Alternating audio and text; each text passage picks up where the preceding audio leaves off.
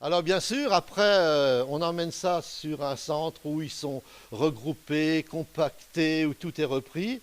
Et ensuite, effectivement, c'est réorienté. Alors c'est marrant, les plastiques blancs, par exemple, là, ils repartent systématiquement, ou en France ou en Allemagne, sur des sous-traitants automobiles qui fabriquent des petites pièces plastiques automobiles. Avec les bouteilles vertes, là, ça part pour faire de l'isolation en sous-toiture dans les bacs acier. Les blancs, là, alors ceux-là, ils arrivent le matin, ils sont triés, l'après-midi, ils sont déjà partis, tellement il y a de demandes. Ici, bon, ferraille, vous savez bien ce qu'on en fait, voilà. Alors à côté de ça, on a les 3 œufs, voilà, les pneus, on l'a dit tout à l'heure. Et alors ça, hyper important, ça coûte très cher, c'est la collecte notamment des produits toxiques. Car si on ne les ramasse pas, on les retrouve dans l'égout, dans la station d'épuration ou dans les nappes. Et les problèmes de dysfonctionnement qu'on a derrière et les problèmes de mauvaise qualité de l'eau souterraine donc, vont nous coûter beaucoup plus cher à l'avenir que nous coûte effectivement la collecte de ces produits. Aujourd'hui, il y a un chimiste qui vient sur place d'ailleurs, et les gens leur amènent le produit en main propre en fonction de la boîte, en fonction du truc. Ils le mettent dans tel ou tel contenant pour ensuite l'emmener, le détruire ou le recycler pour certains, pour respecter la norme. Là, c'est les plastiques, les butiles, notamment agricoles. Pendant longtemps, effectivement, c'était n'importe quoi, comme partout. Là, ils ont été obligés de mettre ça dans la pesée embarquée. Vous imaginez qu'ils n'étaient pas contents du voyage. Ils ont dit, bah, si vous continuez à faire ça, nous, on bloque l'autoroute avec nos tracteurs et nos moisse-battes. C'était vite réglé l'affaire.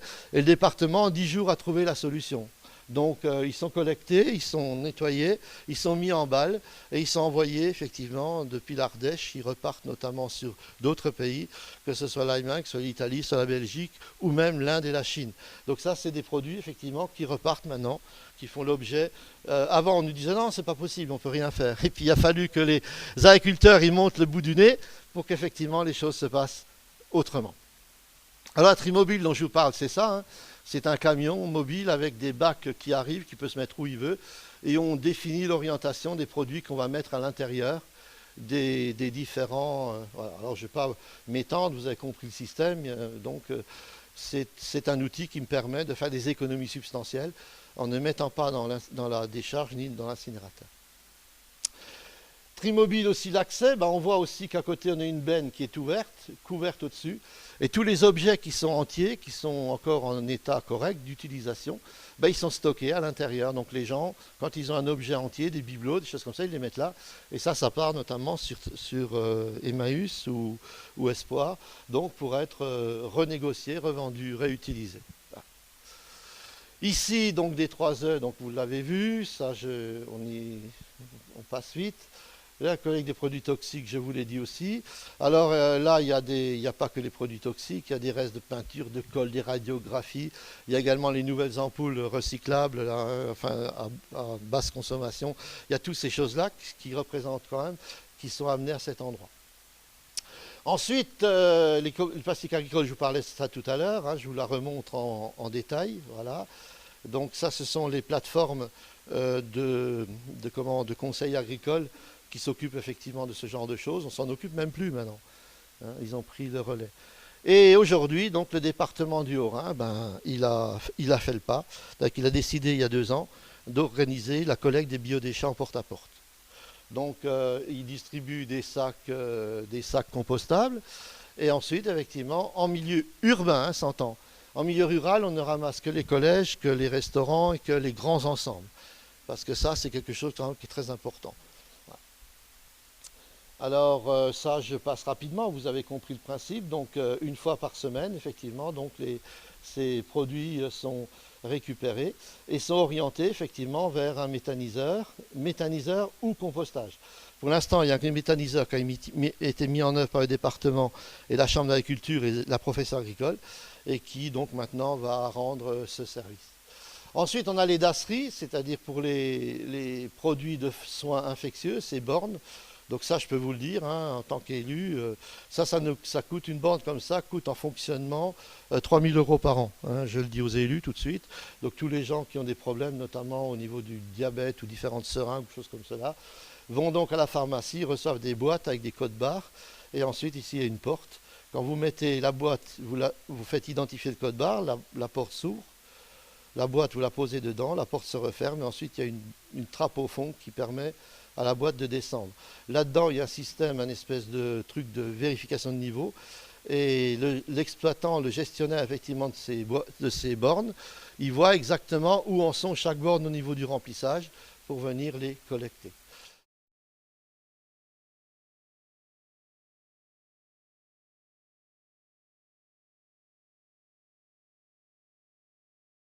Alors quand on fait le tour un peu de tout ça, bien sûr on a raccourci, hein.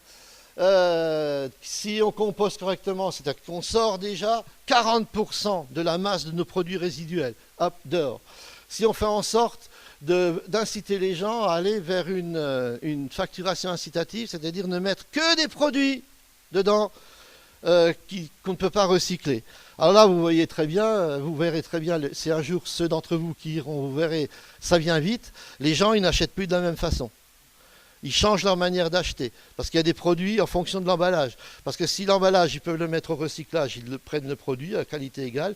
Si par contre c'est un emballage composite avec plein de bazar qui ne savent pas où le mettre, ils le laissent, quoi. Donc ça passe tout doucement, c'est des choses effectivement qui passent dans les... Et puis bon, et puis il y a l'autre problème aussi. Vous savez, on peut plaisanter, mais c'est même pas une plaisanterie, c'est ça qui est grave. C'est que pendant très longtemps, dans nos milieux, que ce soit des milieux urbains peut-être moins, milieux ruraux, on avait finalement un certain nombre de la religion et tout, il y avait l'église, le temple, la synagogue, je ne sais pas quoi. Bon bref, c'était des endroits effectivement qu'on respectait, parce qu'on avait un Dieu, c'était bon, chacun le sait, bon ok.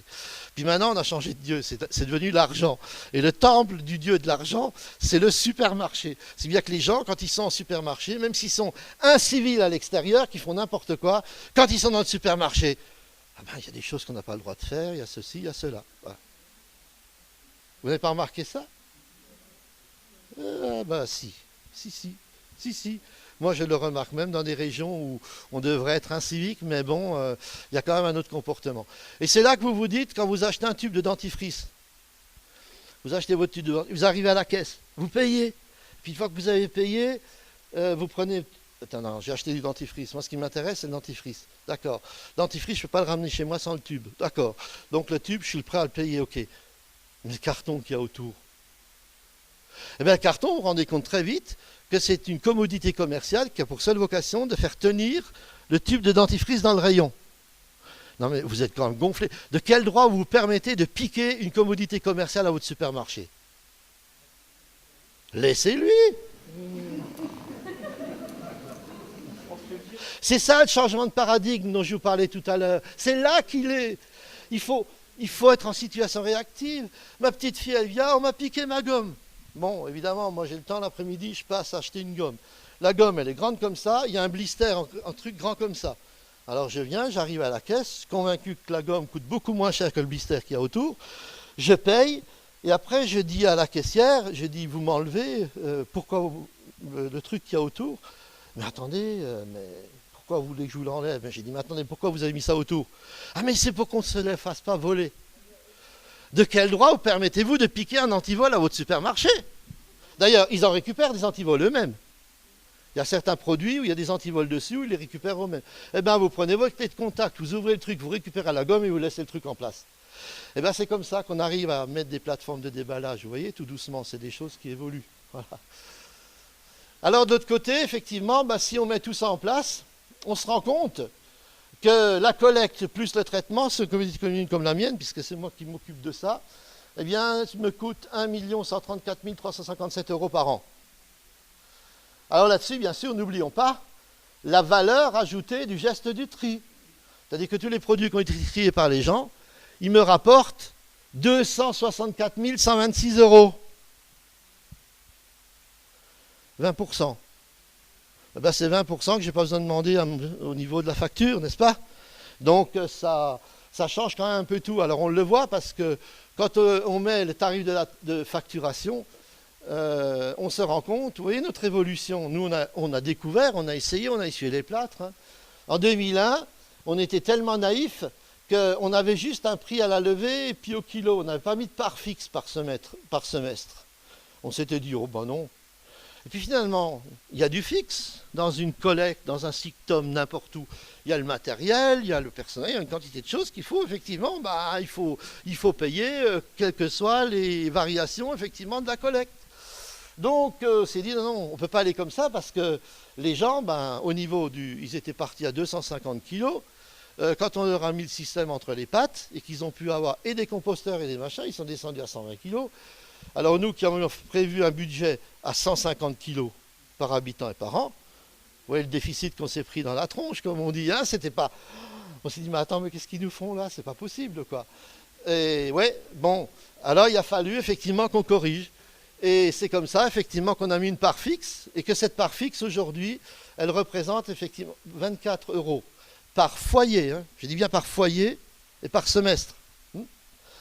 Et ici, donc, c'est le prix 39 centimes d'euros le kilo de produits résiduels ménagers.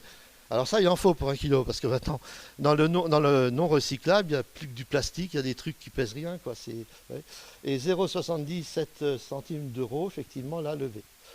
Alors tout ça, ça nous amène à un coût moyen, tout compris, collecte et traitement, de 56,56 € par habitant et par an. Et si je prends ça et que je prends la part fixe et la part incitative, parce que finalement c'est ça qui nous intéresse et qui intéresse les élus, la part fixe sur 56,56 € représente 18,24 €, soit 32%, c'est ce pourcentage qu'il faut retenir, je pense, alors que la part variable, elle est de 38,32 €, soit 68%. Donc voilà un petit peu où on en est aujourd'hui. Ça, c'était ce qui a été payé, effectivement, en 2008. L'année prochaine, on sera un peu plus bas, parce que j'ai dû secouer la carcasse un peu au niveau des produits verts, parce que les gens, ben, c'est pareil, on a mis en place des plateformes pour ramener les produits verts, et puis finalement, des opérations qui faisaient très bien chez eux parce qu'ils avaient de la place, du compostage, du paillage et tout. À partir du moment où le service a été mis en place, ils ont dit, bon, c'est plus la peine de laisser ça chez nous, on l'emmène là-bas. Eh bien, ça nous a fait monter effectivement le coût. Cette année, j'en suis à 148 kilos par habitant et par an de produits verts. Je ne sais pas si vous imaginez. 87 kilos d'ultime et 148 kilos. Alors, j'ai réuni les maires, j'ai dit, écoutez, il faut qu'on fasse quelque chose. Les gens, ce n'est pas méchamment qu'ils font ça. On donne un service, ils en profitent. Mais derrière, le service, il coûte cher, quoi. Et c'est vrai que sur les premières estimations, là, jusqu'à septembre, on a vu qu'effectivement, au niveau des produits verts, il y a eu un sérieux tassement. Alors, j'avais 100 000 € l'année dernière de déchets verts, c'était faramineux. Donc, je souhaitais effectivement redescendre à 65 000 cette année. J'y serai peut-être pas à 65 000, mais l'année prochaine, sûrement. Voilà. Donc, le coût moyen par habitant et par an au niveau national, au niveau de la redevance, hein, 100 ans, hein, je dis bien redevance, ça, c'est pas sur la taxe. On est à 93 € par habitant et par an. Sur la commune de la Porte d'Alsace et puis toutes les communes, tous ceux qui font la pesée embarquée, il y en a d'autres. Maintenant, on est une bonne trentaine maintenant en France. Il y en a 70 qui sont en train d'y passer, donc ça va faire 100 d'ici le printemps. Donc, en gros, aujourd'hui, on voit que l'économie engendrée elle est quand même de 37 € par habitant et par an. Quand on est une famille de 5, ça change la tête de fête de Noël ou de la rentrée ou bien des départs en vacances. Hein. C'est quelque chose qui, malgré tout, est important. Donc, je suis resté dans l'économique. Alors, sur le Haut-Rhin, tout ce bazar a fait qu'on est rentré tout doucement, à part les grandes villes. Bizarrement, vous m'avez dit tout à l'heure, elles ne sont pas là ce soir. Eh bien, vous saurez que c'est les dernières qui réagissent. Donc, Mulhouse, Colmar, non, c'est les plus mauvais en termes de... Ils ne sont pas rentrés dans le système, alors que tous les autres s'y sont progressivement mis.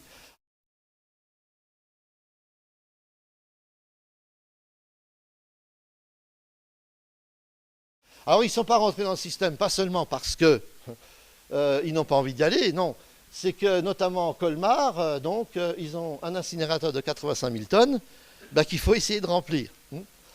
Mulhouse, il y a un incinérateur de 172 000 tonnes qu'il faut essayer de remplir aussi. Parce que là, ils commencent à avoir de sérieux problèmes, puisqu'à Mulhouse, il leur manque 35 000 tonnes. Colmar, ils communiquent difficilement sur le sujet, mais ils sont également aux abois.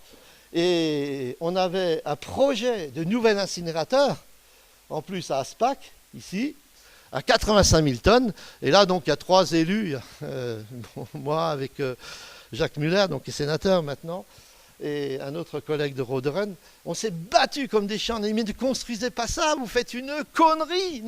Vous allez vous planter, les gens ont changé d'habitude maintenant. Et finalement, bon, on était quasiment dans les appels d'offres pour cet incinérateur, que le département a décidé de complètement changer son fusil d'épaule. Il a vu effectivement que Mulhouse ne se remplissait plus et que Colmar, on avait du mal. Donc ping, il est parti. Hop, on a dégagé effectivement le projet d'incinérateur qui devait monter là, qui devait être intéressé. Alors, à côté de ça, on avait Red Stuller qui était à 230 000 tonnes à l'époque. Vous allez voir tout à l'heure ce qui s'est passé. Et au-dessus, nos amis suisses, vous savez, les gens qu'on dit, ils sont propres, ils sont impeccables, c'est des gens respectueux, très citoyens et tout. Vous savez ce qu'ils ont fait, les chameaux? Ils ont cherché à la périphérie du territoire helvétique des zones géologiques étanches, orientées vers le pays limitrophe, pour mettre tous les déchets de la chimie baloise.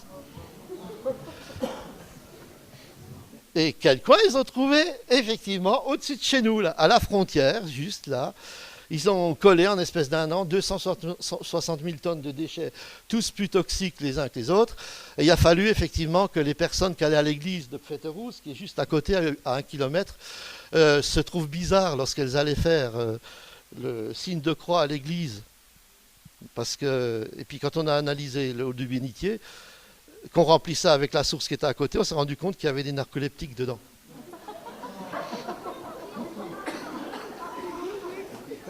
Et quand on a pris ces narcoleptiques, on les a analysés, on s'est rendu compte que c'est des narcoleptiques qui n'ont jamais été commercialisés, parce qu'on connaît les formules, vous savez, il y a des tests, il y a tout ça. Et en fait, on a su que c'était des narcoleptiques qui avaient été fabriqués par la chimie baloise, Ciba-Geigy et les autres, et qui n'avaient pas pu être commercialisés parce que ça créait des problèmes aux gens. Et alors, ils avaient tout balancé dans la décharge. Alors maintenant, si un jour vous baladez vers l'Alsace, allez voir ce que les Suisses ont fait. Donc je retire ce que j'ai dit tout à l'heure.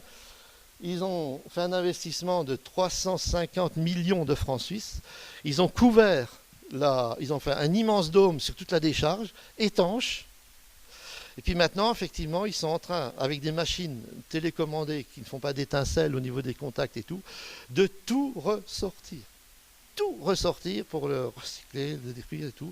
Parce qu'on retrouve maintenant les produits, ces produits qu'on croyait ne pas pouvoir descendre dans les zones étanches, et bien ces produits, en se mélangeant, ont fabriqué des substances qui ont percé les nappes, qui ont percé les couches étanches et qui font effectivement que maintenant, elle est en phase d'exfiltration. Donc, voilà. Donc, ça c'est l'exotisme, hein.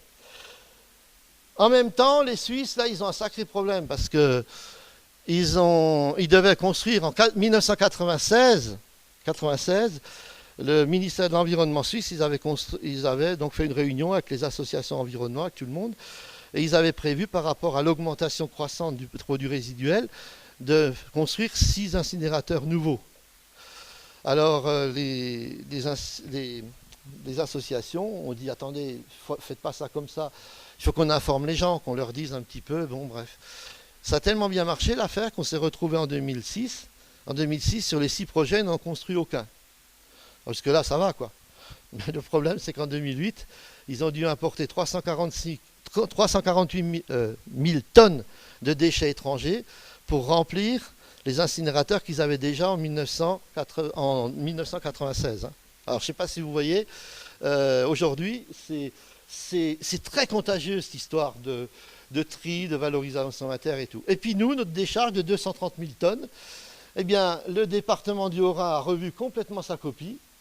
Et aujourd'hui, alors que le plan départemental initial prévoyait un potentiel incinérateur global départemental de 342 000 tonnes, à l'horizon 2015, le Conseil général 68 vient de revoir sa copie. Pourquoi? Parce que les gens, en triant, leur ont fait comprendre qu'on peut déjà plus remplir ce qu'on a, donc attention.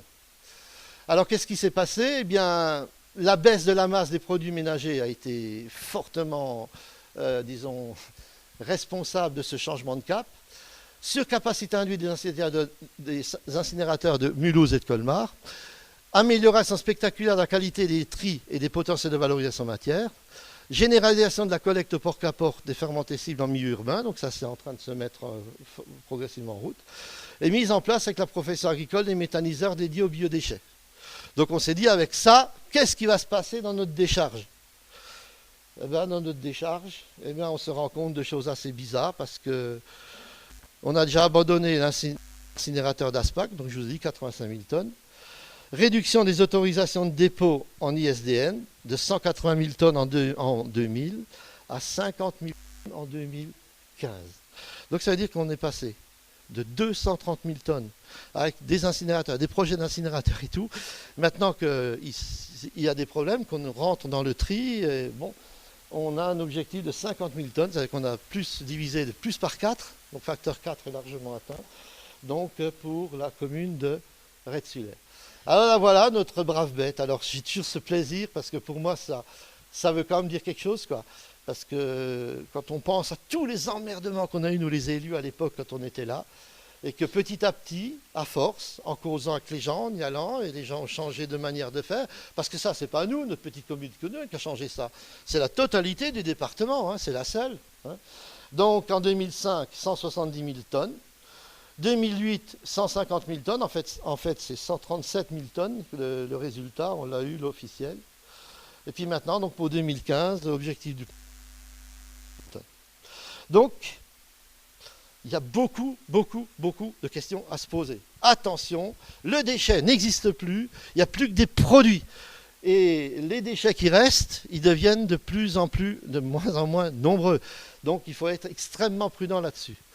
Alors, d'autre part, cet arrêté ministériel du 29/2002 relatif aux installations d'incinération, nous, on était très vigilants parce que quand on a vu qu'on allait avoir des incinérateurs en plus, enfin tout, bref, on a regardé un peu tout ça. Puis on a appris, hein, le professeur Untermeyer de Lyon 3, là.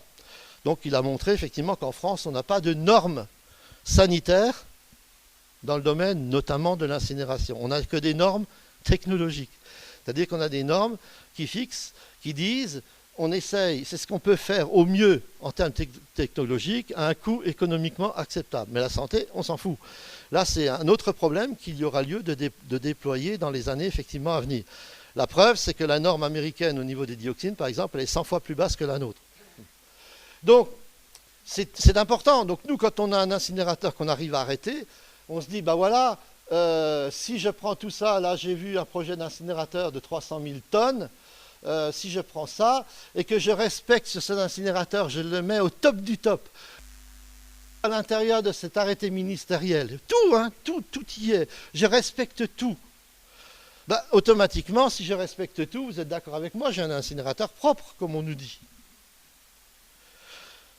Ben là, ça pose quand même un sacré problème. Parce que moi, je me pose plein de questions. Alors, derrière, dans la réglementation, dans l'article 28, alors celui-là, je crois que je l'ai photocopié avant de venir, parce que je ne voulais pas vous dire un mot de travers là-dessus quand même.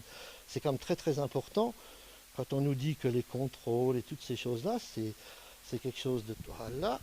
Donc article 28, surveillance des rejets atmosphériques, incinérateurs, l'exploitant doit mettre en place un programme de surveillance de ces rejets atmosphériques.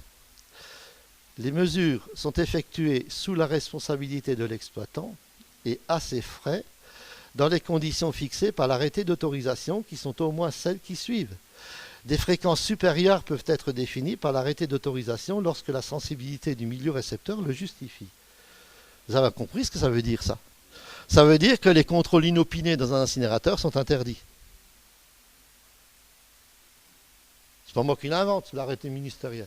Alors qu'on ne vienne jamais nous raconter qu'effectivement, bon, tout est au quart de palais. Alors, j'ai pris tous les chiffres limites qu'un incinérateur doit respecter. Eh bien, si j'ai un incinérateur de 300 000 tonnes, j'imagine qu'il soit propre. Eh bien, je vais vous mettre la liste de ce qu'il a le droit de rejeter, tout en restant, évidemment, au sens de la loi propre. Donc voilà ce qu'un incinérateur de 300 000 tonnes va rejeter.